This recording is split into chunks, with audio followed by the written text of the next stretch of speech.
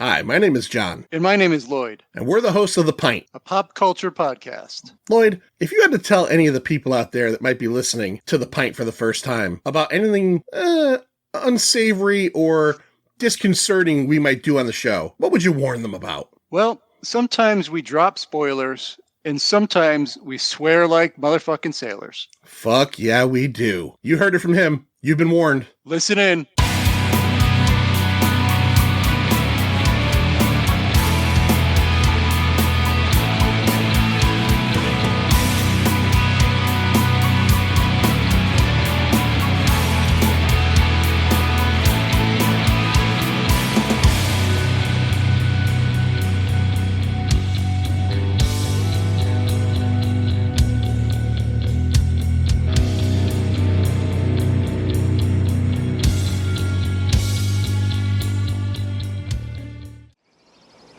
You call me? I know who you are. You're Teddy Duchamp. Your dad's a loony up in the nut house in Togus. He took your ear and he put it to a stove and he burnt it off. My father stormed the beach at Normandy.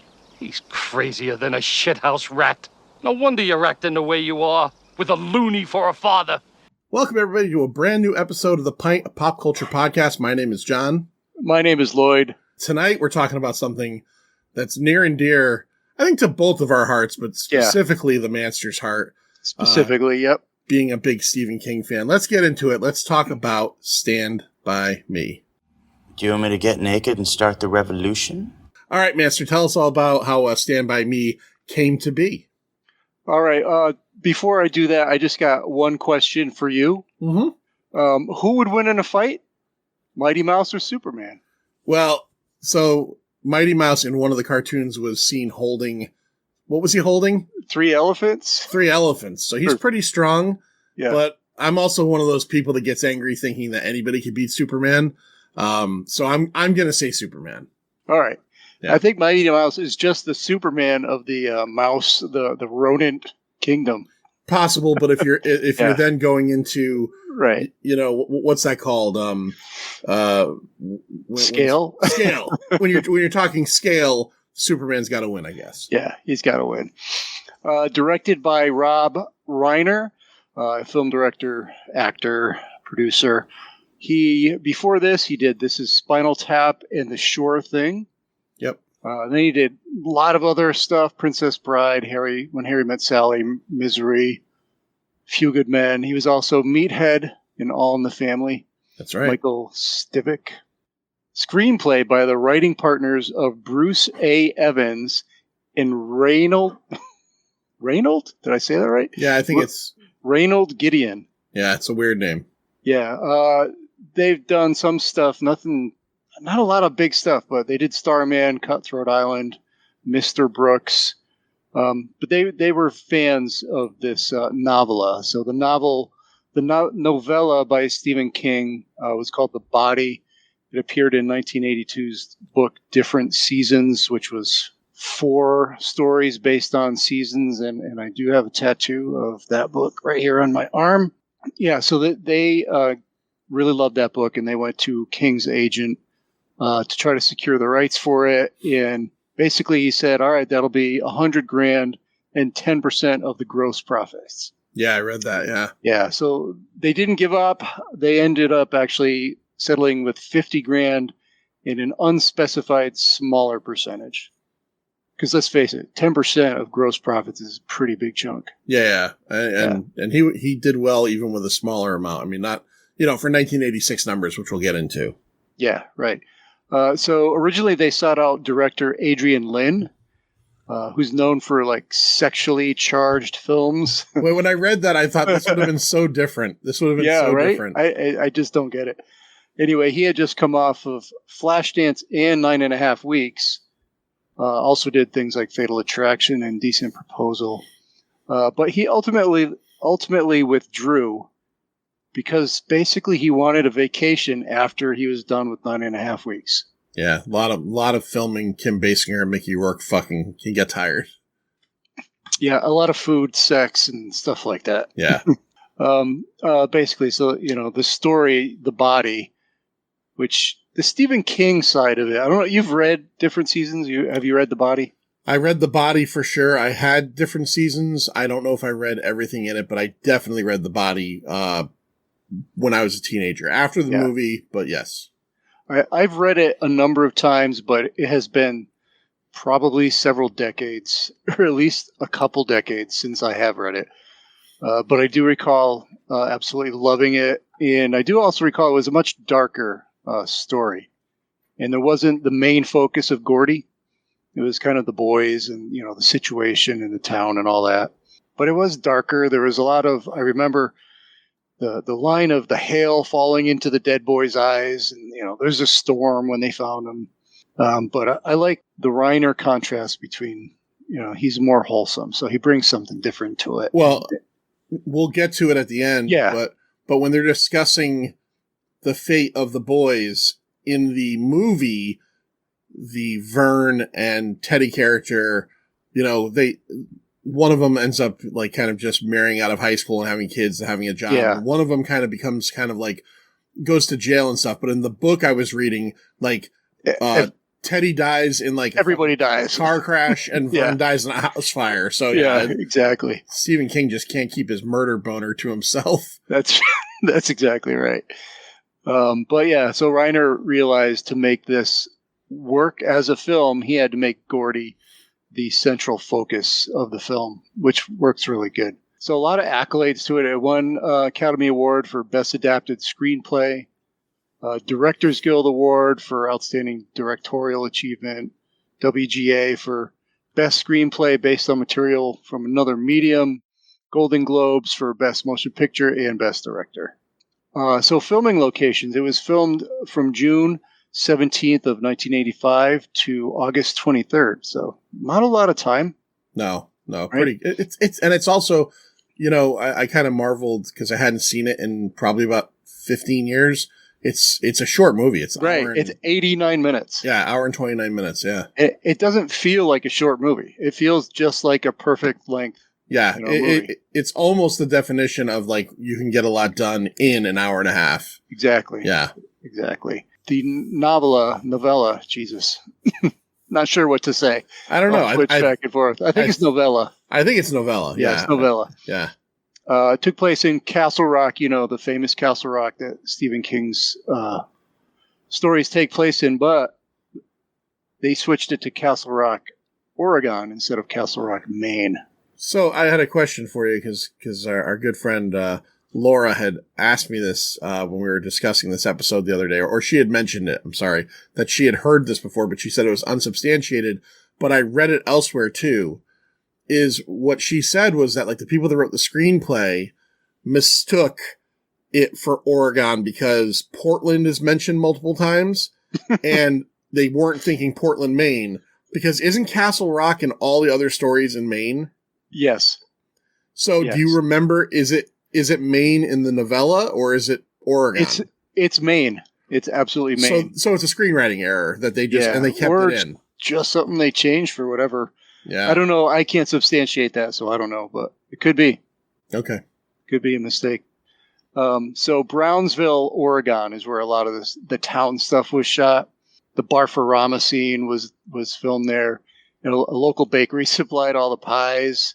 Also, there was 100 townies, in that scene, like the Benevolent Order of Antelopes. Something I had read about the Barfarama scene is that there's a pair of twins in that scene.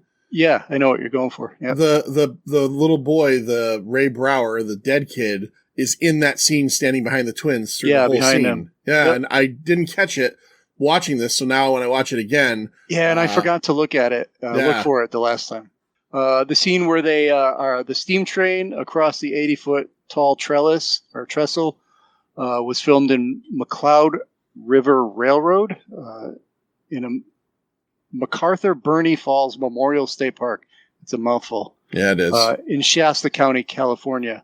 That scene was interesting. It took a week to shoot, and they used like smaller women stunt people to do that, just for safety. I know they ever try to walk on railroad ties. Probably at some point in my life, not 100 it's feet not above easy. the water. Yeah. Yeah, right. Yeah. It's certainly not easy. And they put down like plywood so they could run across that. But the scene where you see Gordy and Vern running, and the train is behind them, and it looks like right there, it looks so intense.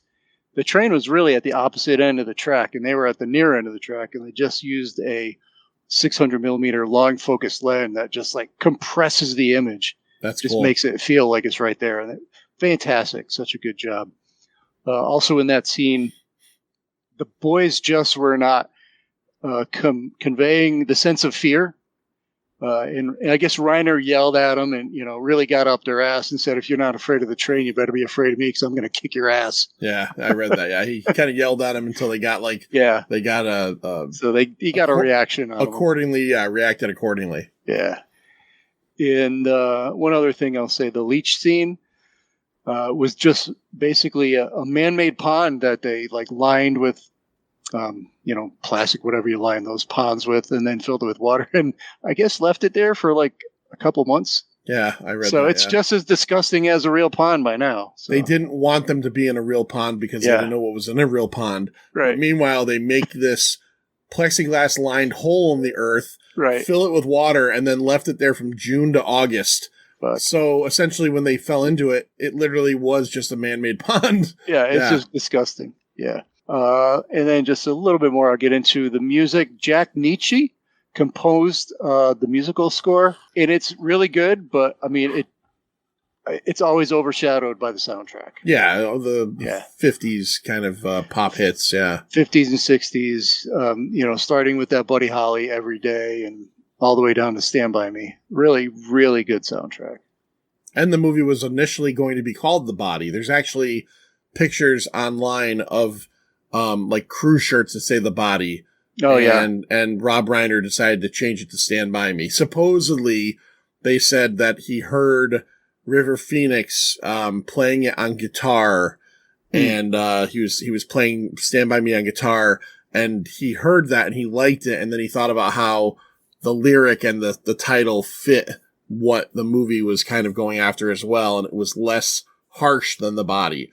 So yeah. I guess I had heard that they had a number of titles not working titles, but because they knew they had to change it. So that was one of them that they picked. I ended up watching a YouTube video today of somebody who went to all the iconic scenes in the movie, like in modern day, where everything's overgrown. But you can absolutely see a lot of the things. The train tracks are no longer there. It's just another one of those rails to trails kind of paths, and the bridge, the trestle bridge, is completely closed down. It's there, but it's got blockades in front of it. Oh, I'm sure they've had many people, going to check it out and probably worried about people getting hurt. Yeah, for sure. So that's it for production. Why don't you tell us who is in the cast? I was just wondering, who are some of these motherfuckers at this party? All right, so in the role of young Gordy LaChance, we have Will Wheaton. If you don't know Will Wheaton, probably mostly famous nowadays for being kind of an internet celebrity. He's a blogger. He is a big game aficionado. He at one point had a YouTube channel or a show where he would play Dungeons and Dragons with friends and a lot of that stuff, a lot of nerd culture stuff.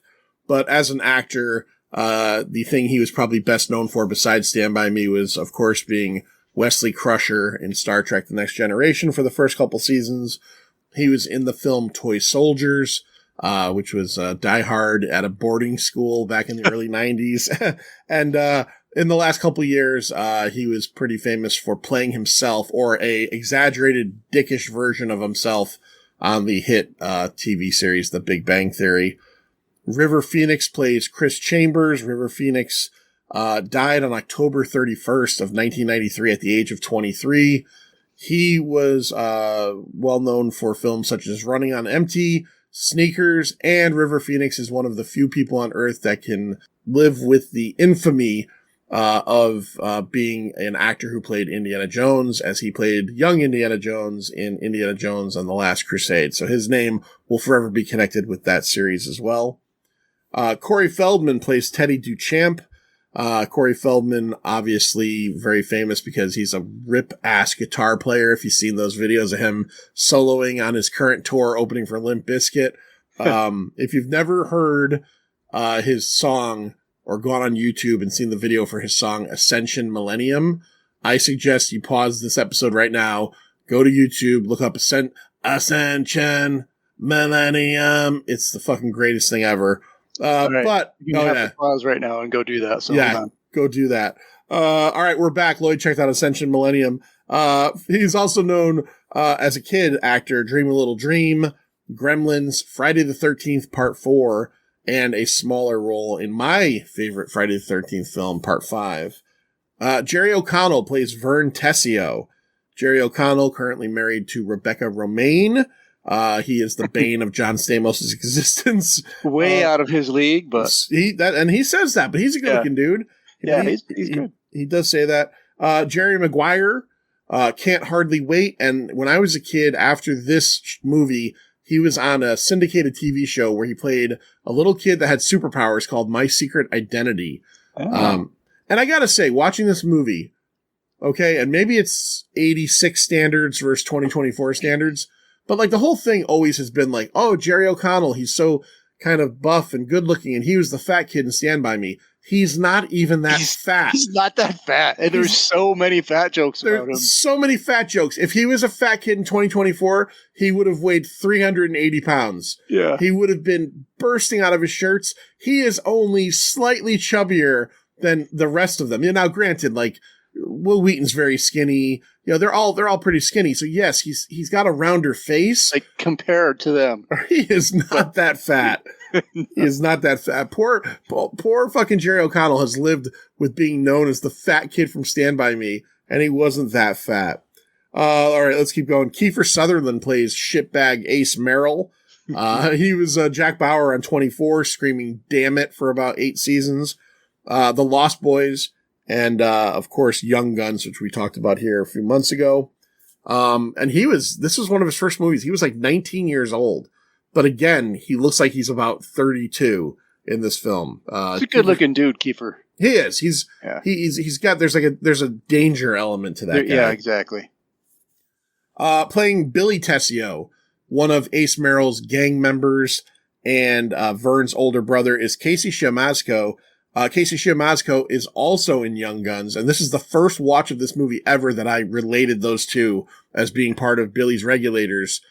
And that they're in this movie together. You might know Casey Siemaszko from Young Guns and from his line of dialogue that is sampled and spoken at the beginning of the Warren G song "Regulate." Regulators mount up. That's Casey Siemaszko. Also, a great and very underrated 80s movie called 3 O'Clock High. And Back to the Future. He is one of Biff's goons. He's the guy that wears the 3D glasses, named 3D.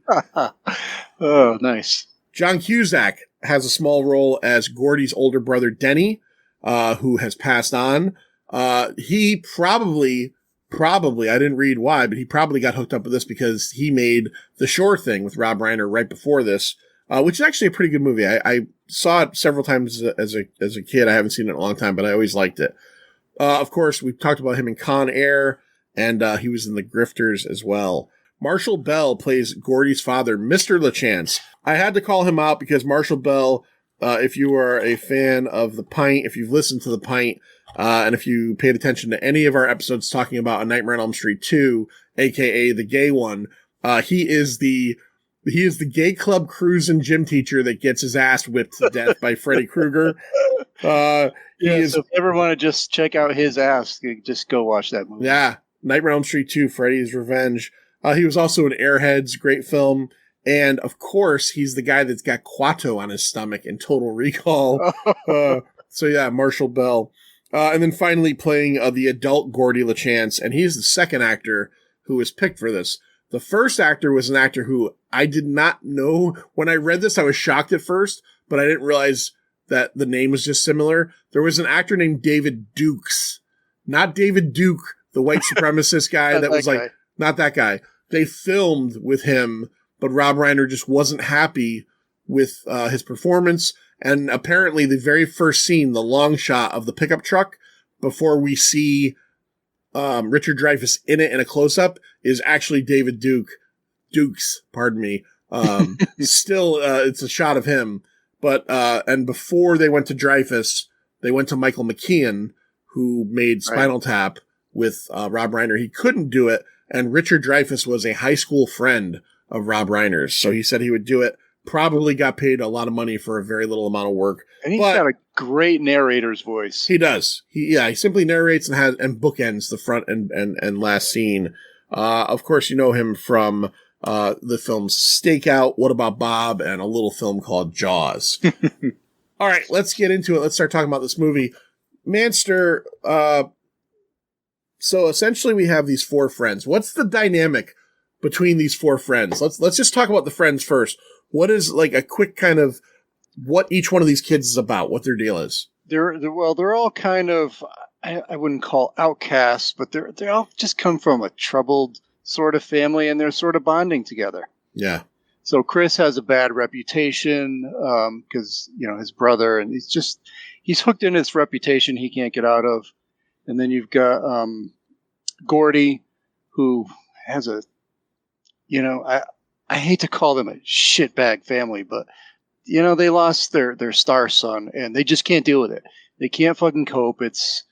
It's really soon after, right? It's only a few months. It's so like when we find out Gordy's older brother died and that his parents like now look at him as the invisible kid, but there's a flashback to a dinner that the four of them had, and he's the invisible kid then too. Yeah, he is. And is John Cusack's character Denny the best fucking brother that ever existed? Yeah, he loves Gordy, and he could see that his parents don't give Gordy the time of day, and he doesn't say it to them, but he tries to use his like star power with them to, hey, did you read Gordy's story? It's really great. Like, let's stop talking about my high school football days, they definitely have a closeness in sibling relationship that I think is really great. Yeah, that's why, I really felt it when, it might sound silly, but when Ace Merrill, steals his cap that Denny gave him, I really felt that. Kiefer Sutherland apparently talked to Rob Reiner because the initial thing they wanted him to do is they wanted Ace Merrill to take the cap, right? So there's this New York Yankees baseball cap that Denny, the older brother, gives Gordy at some point before he dies, and Gordy loves it. During one of their interactions, he takes it from Gordy, plays keep away with it. The initial thing was he was going to put it on his head. I guess Kiefer and Rob Reiner decided that Ace is just a shitbag. Right. He don't want that. Would show that he wants it. He doesn't want the hat. So he puts the hat on his friend Eyeball, and then they don't show it, but they said it's inferred that he just throws it out. That's why you never see Gordy with it again. Yeah. Is that Ace doesn't give a fuck about that hat. He knows that Gordy does, and that's what kind of guy he is. Yeah. Yeah. Shitbag. He is a shitbag. So moving on to Teddy. He's got a father that stormed the beaches of Normandy, but he's a drunk, and he abuses him, but he still loves him. So somehow he still loves his father quite a bit. Yeah, this might be Corey Feldman's. He's kind of a nutcase. This is his perfect role. Yeah, this might be, and I guess from what I read, and Corey Feldman, what he says, I guess you could kind of take it with a grain of salt sometimes because he's one of these celebrities that's just always there's a lot coming out of his mouth at all times. But he claims, he had a lot of problems with his mother as his manager and stuff like that. He claims this is the closest to who he was at that point in his life. I actually read and saw some videos about every character, every actor and character was kind of a reflection of each other. Yeah. And then finally you have Vern Tessio. He doesn't really have a big deal going on at home other than he's that kid. Yeah.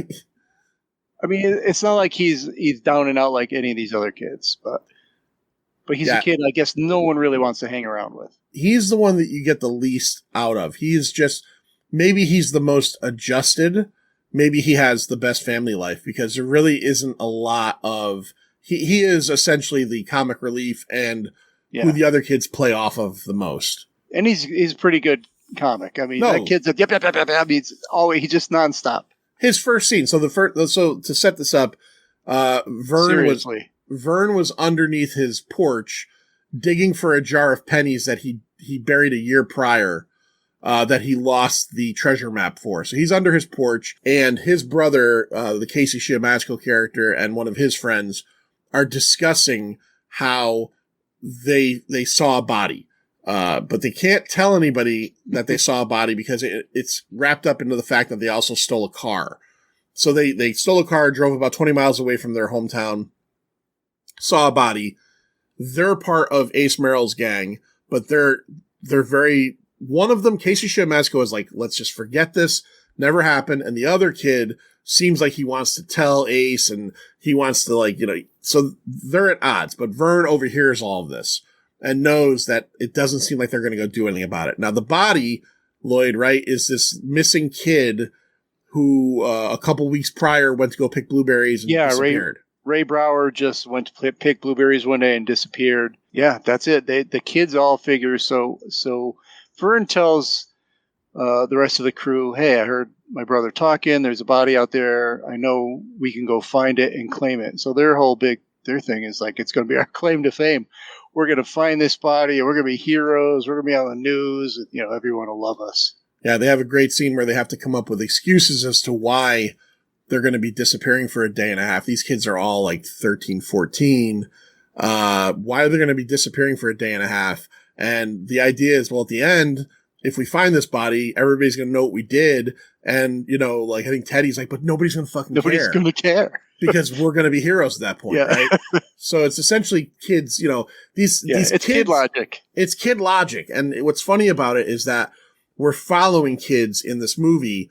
So we have to buy into the kid logic. You know what I mean? Because they're the four characters we're following. So to us as an audience, these are the four characters that we have to kind of believe in, even though, like, in our head, we're like, this isn't going to work, right? This is not going to ever happen. So they decide, Lloyd, that they're going to walk and follow the train tracks. Yeah. And it's about 20 miles or 30 or maybe miles. 30. Maybe 30 miles. They don't know. That's a lot of fucking walking, man. They don't know. So they decide they're going to start walking, and they do. They start walking. And the movie, and we'll go through bits and pieces of it, but the movie is their journey. And it's also the journey of their relationship between each other. What does Chris Chambers decide to bring with him, Lloyd? Yeah. So as they're all meeting up to go meet at the tracks, he's got his little roll with him with his blanket, and he stuffs in his dad's .45 handgun. Loaded. He doesn't even know it's loaded, but it's loaded. He does. Yeah, he claims he doesn't know it's loaded. Gordy shoots it off and is pretty pissed off at him because, you should have told me it was loaded. He claims he didn't know. He makes it a point to say that my dad's never going to know it's missing, or that the bullets are missing because he's a drunk. He's going to think that he shot these off at bottles and stuff. So they start their journey. As they're journeying through, they eventually realize that they don't have what with them, Lloyd? They don't have any food, but they have a comb.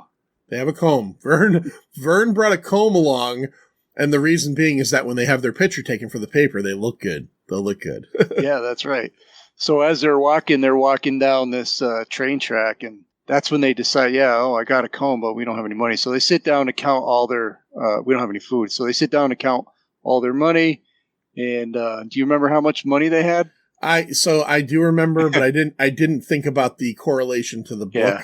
But yeah, it's $2.37, which is the room in The Shining, right? Only in the movie, yeah. The book, Correct. It's a different number, but in the movie. Yeah. And I guess a lot of Stephen King movies refer to that number.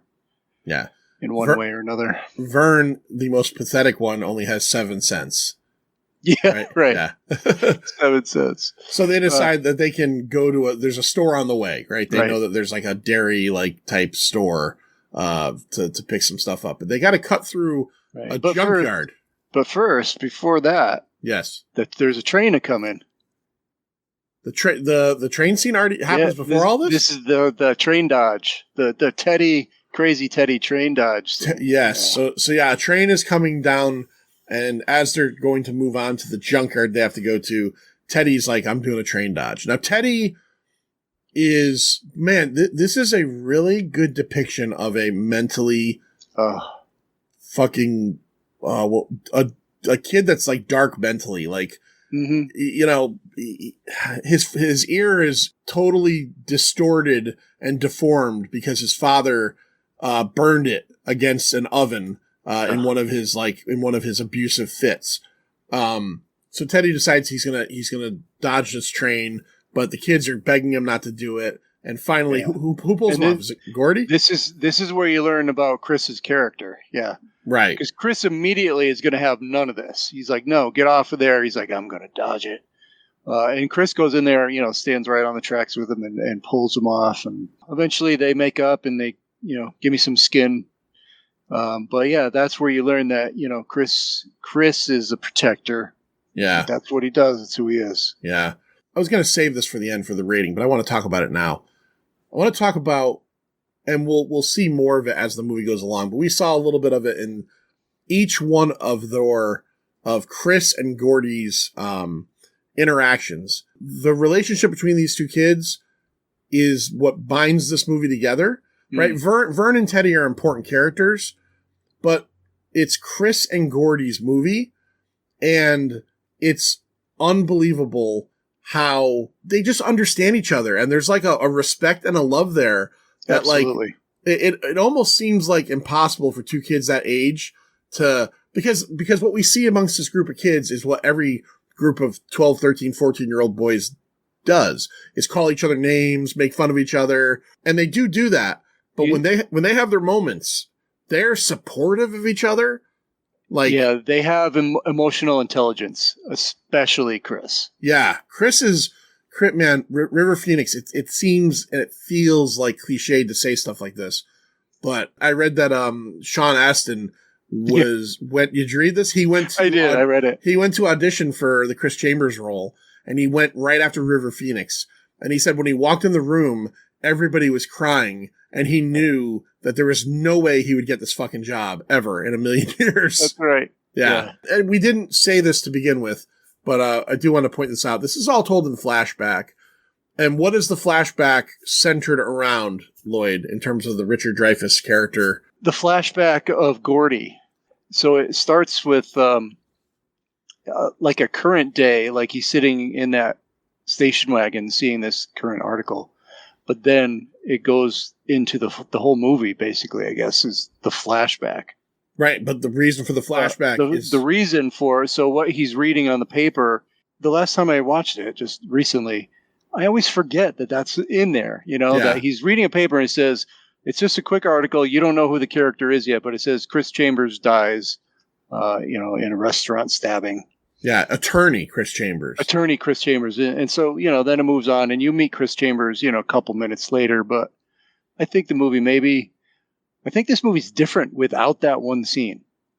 Because in your head, oh, okay, but then you forget. As the movie goes on, you kind of forget until the very end. I think it could have worked if you found out at the end, if there was just the bookend at the end where he says, Chris had done all this and turned his, life into something. But I think it's also kind of nice at the beginning to read that attorney part because we go into it and, Chris Chambers is so against the idea that he'll ever be anything. Like Gordy has to constantly tell him, dude. And Gordy convinces him, right? Right. You're smart. Take college courses, man. Chris is just very relegated to being, we all had kids, like all these kids in our town. We all had the kids that were from the family that was a family of shitbags. But like, we never stopped to think as kids, like, what if that one brother isn't a shitbag? Yeah. Right. There's a whole bit where they talk about stolen milk money. Where it's such a scene. Oh my God. It's a great scene because it partially goes in two different directions. Part of it is that Chris is trying to prove to everybody he's not who everybody thinks he is. But meanwhile, he did actually steal the money. Yeah, that's I don't know if you want to get into that now or just wait till we get there. But yeah, I think let's get into it now then we'll kind of move around.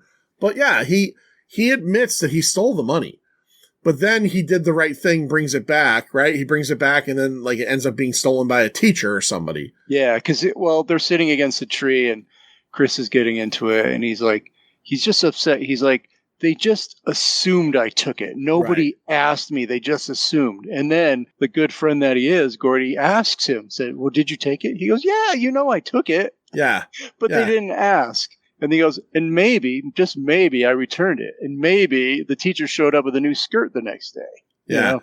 I like the fact that that's also kind of kid logic, though. Yeah. But it's also something we do as adults where it's like, how dare you think that of me? Well, like, did you ever say that? Yeah, no, I did say that. Like, well, yeah, I guess it's okay for you to think that of me because I'm admitting to doing it.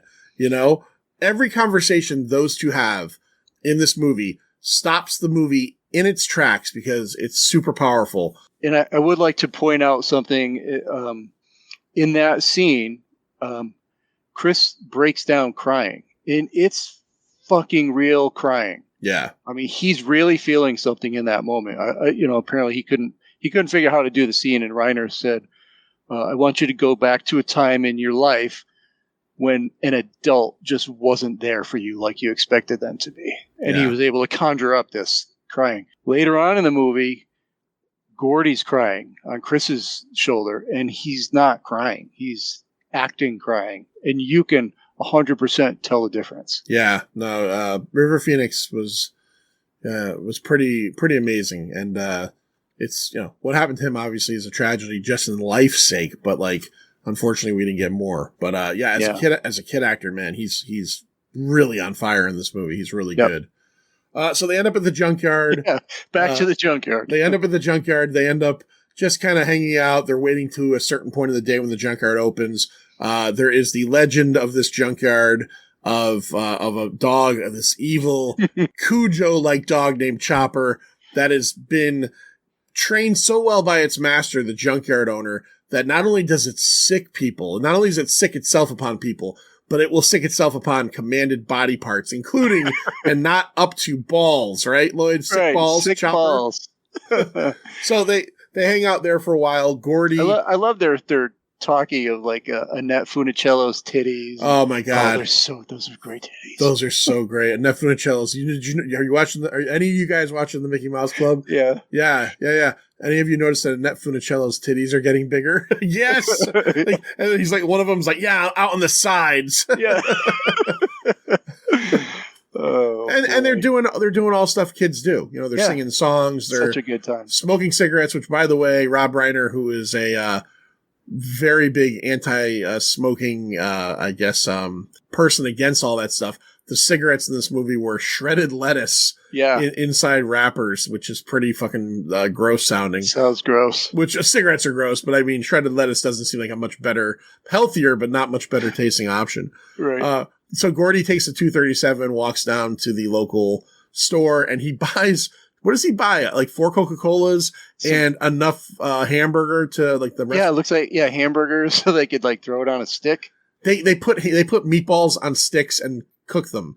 When he gets back to the junkyard after going to the store, everyone's gone. And he then notices that they're all jumping over the chain link fence to get out. And then he notices that the junkyard owner is there with Chopper, who is this really cute little dog.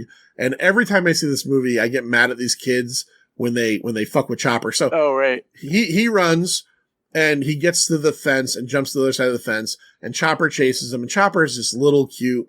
He looks like my dog Echo. He's like a golden retriever or something. He's smaller though. He's small. And he seems like he wants to play. And they're like, that's Chopper. They're all laughing at him. And it breaks my heart because the junkyard owner says, don't tease my dog. Yeah. I don't know if it's me being a dog owner, but I would get, if you in front of me was like, your dog's an idiot, I'll knock your fucking face off. So I kind of get it. And it also goes to the idea of like how kids make everything bigger than it is, right? Like Chopper does not sick balls. Chopper wants to play with you.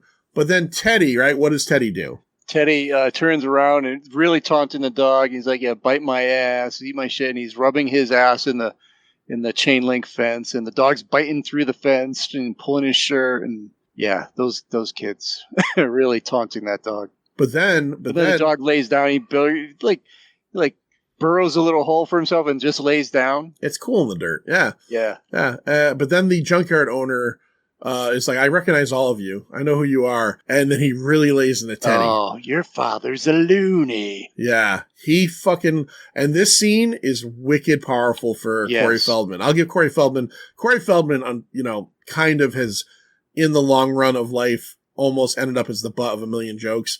But in this scene, man, when he is just screaming like, my dad stormed the beach of Normandy and they have to drag him away. Yeah. That's powerful. And then the next scene where they've gotten away and like they're holding him up. He's so mentally fragile that like he's like almost like physically unable to move because of this interaction. He keeps going back. He's like, my dad, Normandy. Yeah. And they're like, yeah, they don't know anything about your dad, Oh, but you know what? The narrator narrates through this part too, and also with the chopper part, which is pretty good. I like when you get the little narration bits. Yeah, well, where he says things like, I can never understand why Teddy cared so much about a man that, like, disfigured him, and essentially abandoned him. But, I mean, but these are all things that, like, it's the human condition. Like, we, as kids, we all went through something, and it's very well written. There's another really good scene with Gordy and Chris here, where Gordy's like, I don't want to lose you guys as friends. This writing thing is stupid. I'm just, I'm going to not do that. And Chris really lays into him. It's like, you've got potential. You got talent. Don't worry about us shitbags. You have the potential to be more than you think you are. Right. Yeah. Chris is super supportive of him. Yeah. So good.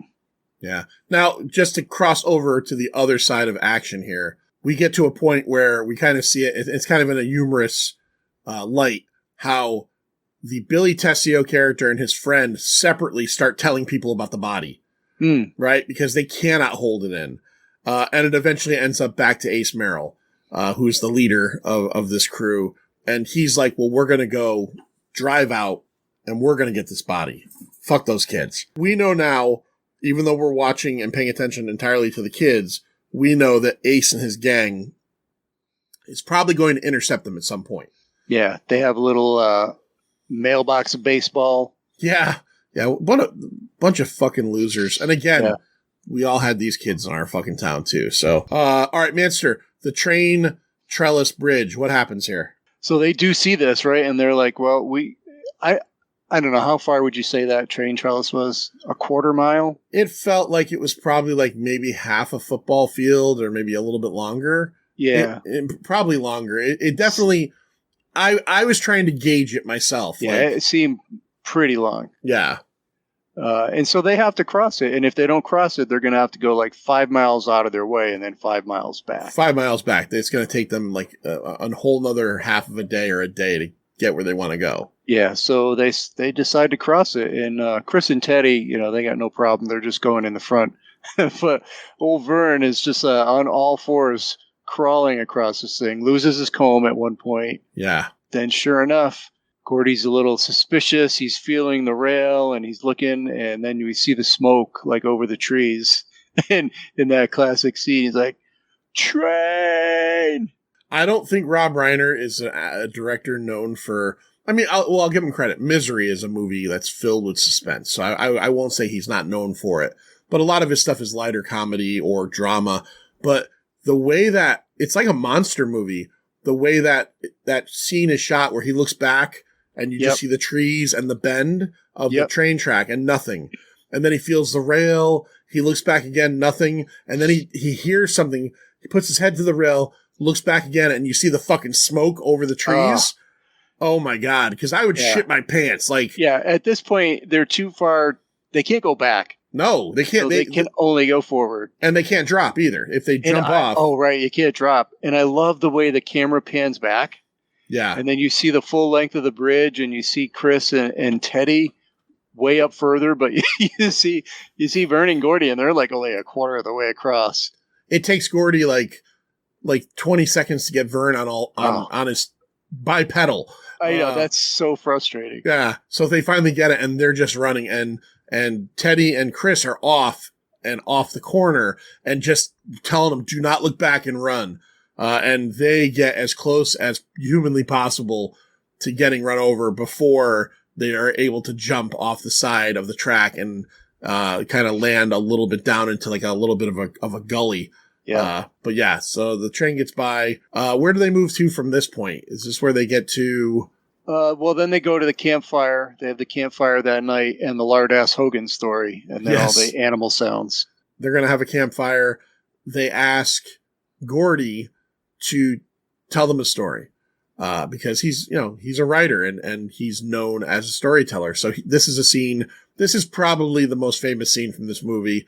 I think most people that see Stand By Me will think of the pie eating scene, even though that's not necessarily what this movie's about. It's still so dynamic. Gordy tells a story about a fat kid named, and this is a fat kid, by the way. This is not Vern. This is a giant guy named but he is wearing a fat suit, so he is. But at least he's still still pretty giant. Yeah, Lardass, who has been made fun of by the entire town for his entire life. Everybody in the audience, all the adults, the mayor of the town. The mayor's like fuck you all. The mayor's like, well, he says something like, good luck, Lardass. I mean, like they're all douchebags.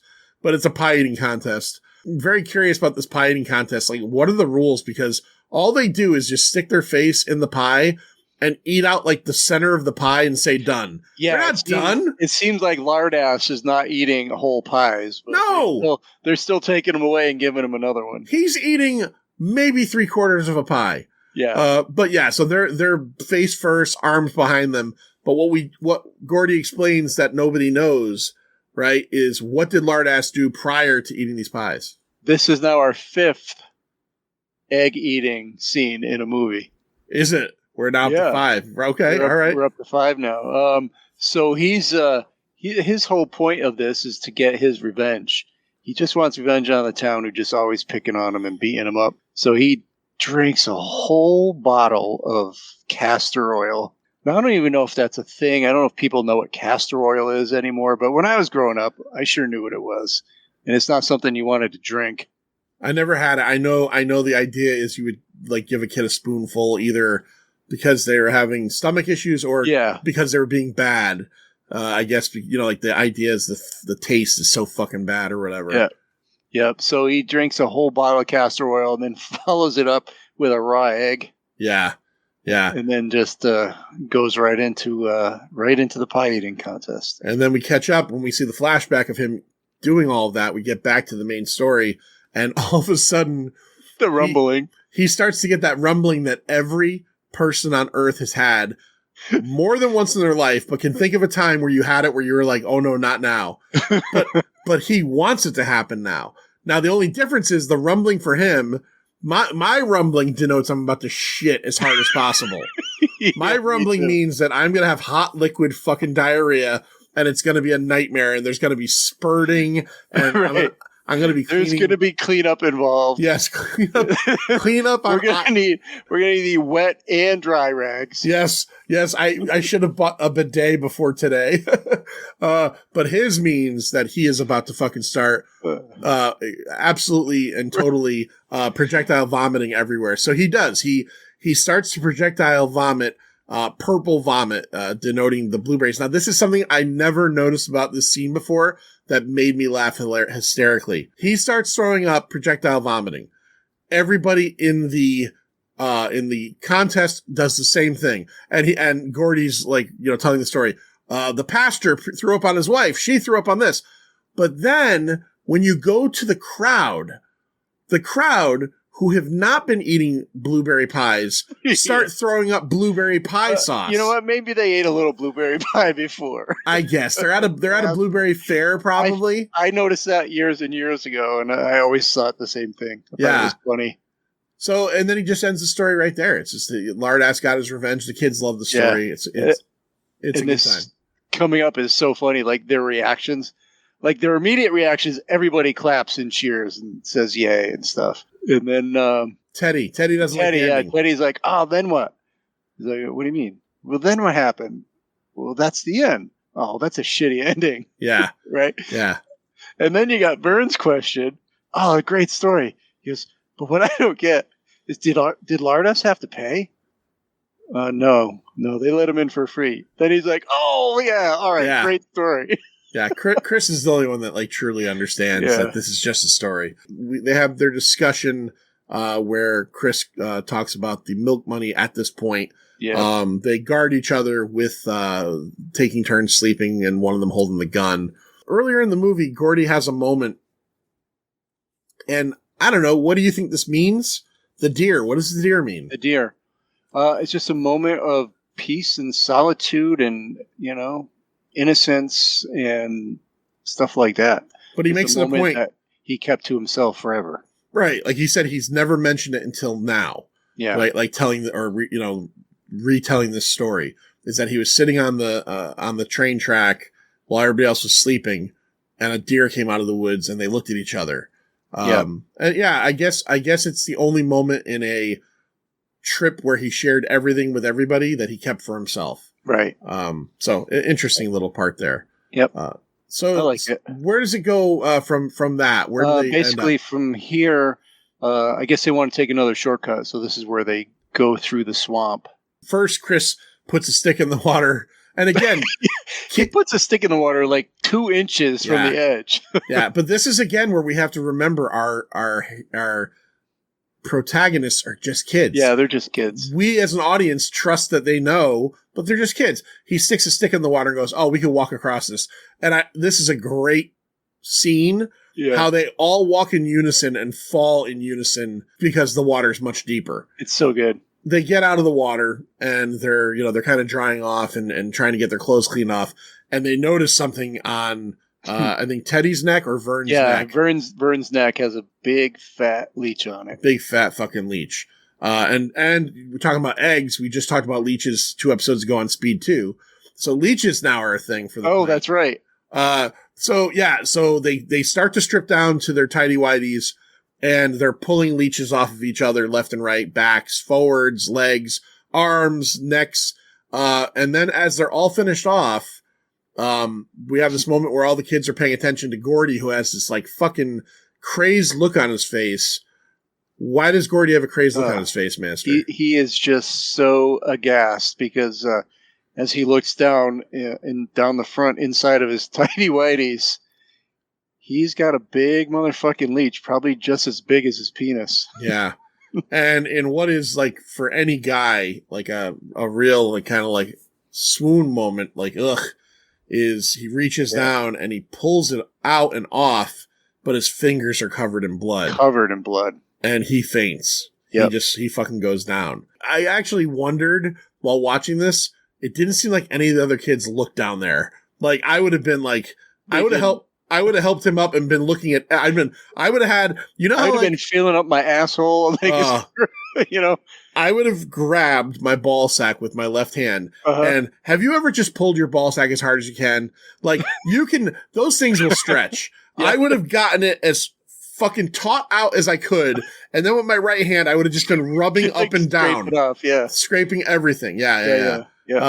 So Gordy wakes up and, is this where they finally meet up, catch up with Ace and his gang? Yeah, so this is getting near the end. After, Gordy kind of goes into a little catatonic state by a tree, and everyone else starts arguing about turning back and all that, and they're fighting, and then Gordy, just sort of wakes up and tells everyone to shut up, and they're going to go forward. And very soon after that is when they see the body, and they go down there, and they uncover it, and it ain't quite as glamorous as what they thought. No. It's a dead body, and now they're all having feelings of, this is an actual dead person here. Yeah. This isn't something to just fool around and joke about. It's not an adventure. It's not something to make you a hero. This is a kid who had a mother, who had a father, who was doing as innocent of a kid thing as they've been doing this whole time, picking blueberries, and he got hit by a train, knocked out of his shoes, as they say. Apparently, from what I read, they didn't let the kids see the body until they uncovered it. So a lot of that shock was real, because it looks, it's pretty gruesome looking, even without being. And it's an actor down there. Yeah. So they find the body, and as they find the body, they start to determine, we've got to move it and figure out what we're going to do. And this is where Ace and his gang show up. And Lloyd, what happens here with the conflict between these guys? Yeah, well, the final conflict is, Ace and his gang is showing up to claim the body, just like, our boys are. And that's it. They come down, they're like, well, thanks, guys, but, we're going to take this now. And they're like, nah, we outnumber you. And then all of a sudden, there's like 8 of them there. So, Yeah. Eight guys who are probably like, 4 to 5 years older than they are. Probably more like 4. Yeah, so there's no contest. And then, was it Chris Chambers? So like, you're not taking them. And, they start, flinging barbs at each other. And Ace pops. He's going to cut him. Yeah. Ace takes out his switchblade, and that's it. He's had enough. Yeah, because Chris said something. I didn't write it down. I should have. Something like, why don't you go back home and fuck your mother, or something like that. And, you don't talk about a kid's mother back in those days. No, yeah. So he pulls a switchblade, and he's really going to kill him. And this is like the one time where Eyeball, who is in Ace's gang, but is actually Chris Chambers' older brother, he's like that one moment of like, hey, Ace, maybe you shouldn't do that. Right. Like, he's not even defending his own brother, really. No, he's a piece of shit, too. And Ace is about to cut him. He goes in for the stab in the neck, which is how he actually died. All of a sudden, you hear a gunshot. It's a warning shot, and Gordy's got the gun pointed at Ace. It's a good shot because you hear the warning shot, and then you see Gordy's hand up in the air with the gun, and then his hand comes down, and he does it like a little kid. Like, he holds the gun at him like a little kid, and he basically says, like, I can't remember the words, but he's like, "You degenerate piece of shit. You cheap dime store." Yes, dime store hood. Suck my fat one, you cheap dime store hood. Yeah. And he tells him, he goes, "You're not going to take him. No, and nobody here is taking him. We're not taking him. He's going to stay here, and we're going to basically tell the authorities. We're going to do this the way it should be done. And we're all done." And of course, Ace is like, you're not safe. None of you are safe. But, he backs up because he's not dumb. Yeah. And Gordy also cocks the hammer. Yeah, when he does. Ace tries to approach him a little bit, he cocks the hammer. So he knows. So I think he makes a comment like, does he say something like, "You're dead like your brother"? Like, yeah, he's like, he says something like, you should have a little sense that your brother had, or something like that. Right. You should have as much sense as your brother had, right? So they end up leaving, and then the kids start to walk back, and the narrator basically says that like the walk back was much more somber, and they barely talked at all. We get back into town, and each one of them kind of goes off in their own way. Teddy goes off, and Vern goes off, and that's where the narrator says Teddy ended up, getting in trouble with the law multiple times. He tried to go into the service like his dad, but he failed like the, I think the vision test. Yeah. And hearing, and ended up in jail a few times. And I just know that he does odd jobs around town. Vern, got married out of high school, became a forklift operator, and has 4 kids. Yeah. And he also says, this is so true. If you think about like groups of friends you've had through your life, he's like, within 2 more grades, they were just faces in the hall. Yeah. Like, these kids shared this fucking crazy thing. And then 2 years later, they don't know each other anymore. But that is life, man. I can't tell you. So life. Yeah. I can't tell you how many people I have at times in my life, even as an adult, felt so close to. And then you're like, wow, I don't even know that person anymore. Like, I can't even imagine, I can't imagine a world, Lloyd, and I say this in all seriousness, where like 5 years from now, I don't talk to Lloyd anymore. And if you said to me, "How's Lloyd doing?" I'm like, I don't know. I haven't talked to him in years. I remember that guy. Yeah. That is life, but that's fucking insanity.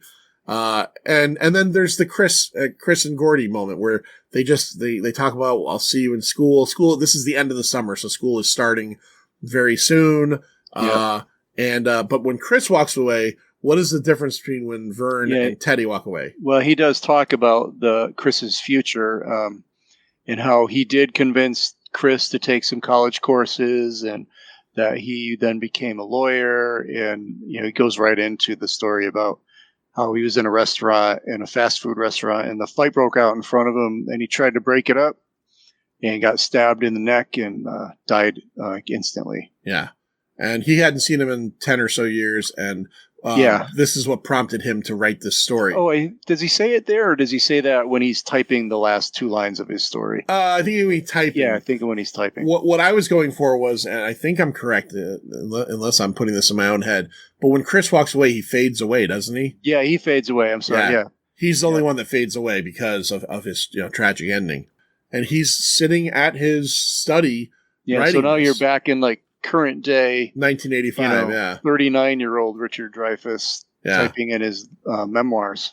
And his kids, it seems like maybe son and son's friend are like, Dad, are you ready to go swimming? You said 20 minutes ago, an hour ago, and and he's sitting there, and then the last line, and I think I read they added the last line afterwards. What is the last line he types into the computer? So he types in right before the last line. He's talking about Chris, and he goes, "I haven't seen him in 10 years, but I'll miss him forever." Yeah. And then his last line was, "I never had any friends later on like the ones I had when I was 12. Jesus, does anyone?" Yeah, I think it's true. I think I am still. I don't see them often, but I'm still very good friends with the kids I grew up with. A core group of them are very important to me. We don't see each other as much as we should, and that's all lifetime bullshit. But, you form a bond as a kid more so than you do as an adult because, as kids, you're more innocent and when you like someone as a kid, I think it's more natural and you like them for the reasons of, I like this person. They make me laugh. They make me smile. When you become an adult, everything's complicated as an adult. It's so complicated. It's so complicated. There's so many relationships, and as you become an adult, you're like, man, 5 years ago, why did I hang out with this person? You know what I mean? Like, they weren't good for me, so I don't know. All right. So that is Stand By Me. Let's talk about the box office. So I'm talking about fractions of a penny here, and over time, they add up to a lot. All right, so initially released, and I'm going with the initial release, on August 8th of 1986, but it was only released in 16 theaters. It was widely released 2 weeks later, but I'm going with the August 8th. It was widely released on August 22nd. So, the week ending August 10th of 1986, here are the top 5 films. Number 5, it had been out for 13 weeks, $3.42 million. Tom Cruise, the guy we talked about last week in Jack Reacher, who had a film in 2012 and is still putting out films in 2024. In 1986, 13 weeks, Top Gun. So, wow. There is no movie star, and I'm not jumping on a Tom Cruise wagon, but there is no movie star that's had that kind of longevity, ever. Maybe zero. 0.0. Number 4, it opened that week. It made $3.43 million. John Cusack starring One Crazy Summer. Number 3, it had been out for 2 weeks, $3.5 million. I know our good buddy Stu loves this one. This is your favorite one. It is definitely not my favorite. Friday the 13th, Part 6, Jason Lives. Yeah. Number 2, it had been out for 8 weeks, $3.6 million, and one of the precursors of the hit Netflix series Cobra Kai, The Karate Kid Part 2. And number 1, $5.7 million, out for 4 weeks, James Cameron kicking it hard with Aliens. Love that movie. If you're wondering where Stand By Me came in, it came in at number 18 that week, $243,000. But again, very, very far back, but again, only limited release. Only limited. And then 2 weeks later, it comes out wider. It had an $8 million budget and it made $52 million. So, adjusted for inflation, Stephen King probably did pretty well on whatever, little points percentage he ended up with. Oh, so, yeah. Good for him. All right, let's rate this thing. Here it comes. 0 being the worst goddamn thing ever and 5 being the best goddamn thing ever. Quarter and half scale optional. Ooh, do I put Lloyd first? Because I think this could be a natural 5 for Lloyd, but if it's not, if it's a 4.5 and I put him first, does he push it to 5? Yeah, let's do it, Lloyd. What do you give? I'll just tell you right now, it's a 5. I mean, I don't see a way of making this movie any better, improving it in any way. I can say I don't know that the Ace Merrill bits are even necessary. I mean, it adds a conflict, but these kids have so much inner conflict that you don't need that. But it does drive the story a little bit, especially at the end. But I think it's a classic movie. I think it transcends generations. You know, it is very set in a time period. So if you're someone who's like 12 years old now watching this movie, you may not get, you know, the Buddy Holly songs and the references and stuff like that. But I think you'll be able to relate to the characters, the experience, the camaraderie, the pain and sorrow of loss and things like that, humiliation of being bullied, all those emotions. I think the ensemble acting is superb. Each character, like I said before, kind of a reflection of the actors themselves from different things I've read and watched. I love how it captures the sense of summer. Like, remember when you felt like summer was long?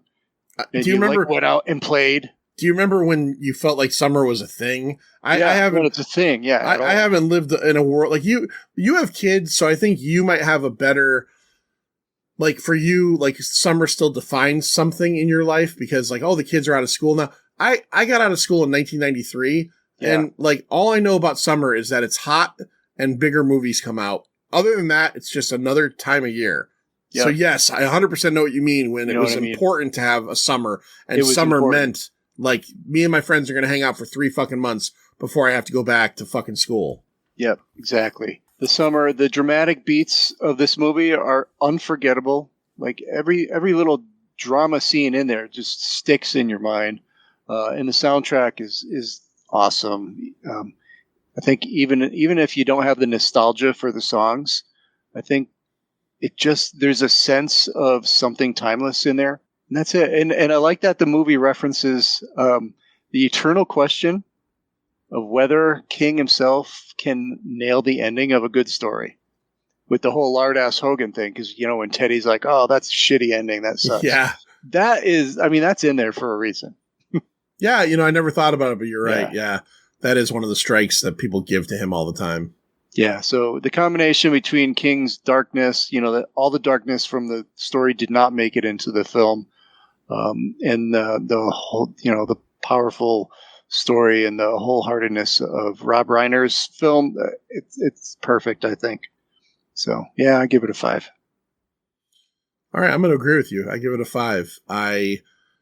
I think for me, mostly when I give something a 5, there's also an element of my absolute like over the top love for it. You know, Aliens, Predator, stuff like that. I'm just a fanboy of that stuff, of those movies. I really, really, really, really, really like and enjoy this movie. I love this movie. I don't go back to it often. Maybe it's because of the subject matter, but it's undeniably a 5 movie. Even if it doesn't have that last element of like, you know, I don't have like, a collection of Stand By Me memorabilia, or I don't watch it once a year. It doesn't have that same personal level, but I can't deny that it hits so many marks to be a 5. Here are some of the marks it hits. All 4 of the main actors are excellent. The kids who play the hooligans are excellent. Okay. The story is excellent. The relationship between Gordy and Chris is heartfelt and real. The drama where you learn about these kids, like Teddy's father and Gordy being the invisible kid, is all very stark and real. I don't know. Here's one that maybe most people wouldn't include. It has the sense to be a movie about 4 kids taking a journey to find something and be 89 minutes long. Yeah. Excellent. Good point. This movie was any shorter, it might be missing something, right? Like it might be like if you got a steak and it just wasn't seasoned well enough, but it was cooked right. If it was longer, it might be overcooked, right? If there was 20, I honestly, if a 4K came out tomorrow and it said, you know, extra 20 minutes added in. 9 times out of 10, I'm always curious about that. For this movie, I don't think I would be. Just give me the theatrical release. Give me the theatrical release. 89 minutes. Okay? And, you know, like, there's such a sense of joy and melancholy in this movie, right? Like, you feel it in the Richard Dreyfuss performance, which is, like, literally for 3 minutes at the end where he's sitting there, like, looking at his monitor and kind of, like, thinking about Chris's life and death. But now his kid's here, right? Like, the circle is complete, and he could be a better father than his father was. And he's going to be a better father than his father was. It's 100%, right? It's a fucking 5. If you have never seen it before, I can only recommend it, and it's on Netflix right now. So yeah, cool. Yeah, that's where I watch it. I have watched it 3 times this year. Yeah, see, I haven't, and I don't own it either, which is crazy. I'm gonna pick up a Blu-ray of it, because it is definitely well worth it. But I had a great time watching it, and I was reminded. And there was a story that Rob Reiner told that when they did the first screening, Stephen King was like shaking, and partially it might be because he was in cocaine withdrawal, but what he said was, he said, you have made the perfect version of one of my stories. You have the definitive version. And he also had wished, because in the story, Chris shoots the gun, not Gordy. Okay. But he told Rob Reiner, he's like, I wish I would have thought of that. Yeah. Like, it just makes total sense that Gordy shot the gun, not Chris. Yeah. Yeah, Stephen King seems to be good for that. I've also heard the similar thing with the ending of The Mist, the movie, where he's like, I wish I had thought of that. Right. Yeah. Won't spoil it. Won't spoil that if you've never seen it, but if you have kids, you're going to feel one way, and if you don't, you're going to feel another way, I think. But we'll do an episode on that eventually and talk about that. All right, Manster, tell everybody where they can find us. Any of your podcatchers, and you can become a Pint Insider if you go to patreon.com/the Pint. There's 2 levels, and you get some bonus stuff there. If you are not a member of the Pint Insider, earlier this month of September, we put out our episode on Pacific Rim. So if you're a fan of movies like that, movies like, geez, what else have we put out there? We did Long Legs earlier in the summer, a whole bunch of different things. There's full episodes that come out generally 2 times a month over there. So if you enjoy the show and you hear us 4 or 5 times a month for free, pop on over and get a couple more episodes. And they're not like little dinky episodes. And if you join up now, you get to go back and listen to all of them. And there's 5 or 6 of them. So it's like a whole new world. Plus you get more horror. That's right. October horror episodes. All right. See ya. See ya. It's over, Johnny. It's over. Nothing is over. Nothing. You just don't turn it off.